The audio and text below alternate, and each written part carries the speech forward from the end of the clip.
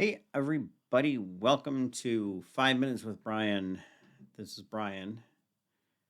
I'm a little tipsy today because I've been celebrating. I shouldn't have put this in front of the microphone and said I'm a little tipsy today. I'm a little tipsy today because I've been drinking moonshine, a little bit of rum. I have a celebration for everyone, for me, for everyone, the world. I don't know. So here's what's really cool. We got up and running the Beyond the Seat seminar series, which I basically took all of the and this was somebody else's idea, not my own. I took my 10 years worth of writing experience and I condensed it into 10 short seminars.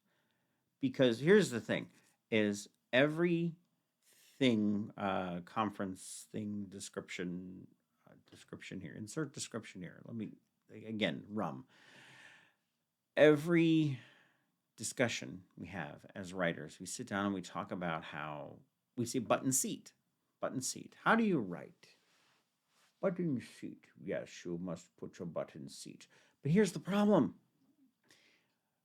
But in seat really doesn't do anything. It doesn't tell you what to do after you've actually written the material. What do you do with that information? I think that's what scares a lot of people, quite frankly.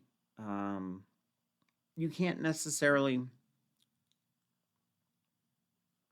By the way, this is rum and LaCroix limoncello. If you've never tried the combination, you're missing out. Where was I? Oh, yes. So we always say button seat, and I think that turns a lot of people off because I think at several turn points, people get very, very scared. Uh, for example, I've got a whole thing on roadblocks that I do, a whole seminar on roadblocks, but it's common. It's so we're a self-deprecating lot, us authors. We sit down and we're convinced we're not good enough. We're convinced we're not there. We're convinced that we can't do this. Well, the convincing is only up here. It's not really, coming from anywhere else. Don't worry about it, man or woman. Right. Right. Don't worry about what anybody else happens to think. You just write. So anyway, the seminar series is designed to get you past those little roadblocks. Things like finding an editor. How do you find an editor in the first place? Uh, Actually, very important. I've always used my networks. Everybody I've ever used as an editor has come from my network.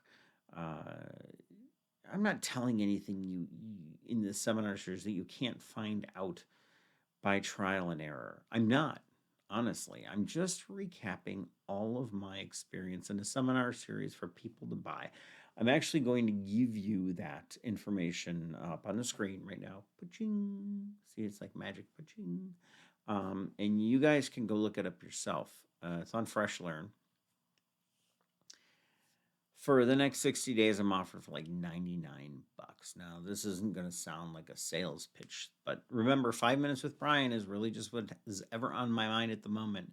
And that's what I have been doing for the past 2 hours, is dealing with stuff like that. That and helping another friend, another fellow horror writer, write.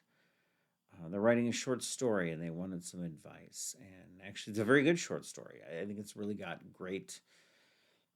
a great foundation to become something better than it currently is. But it's pretty good at a pretty good starting point.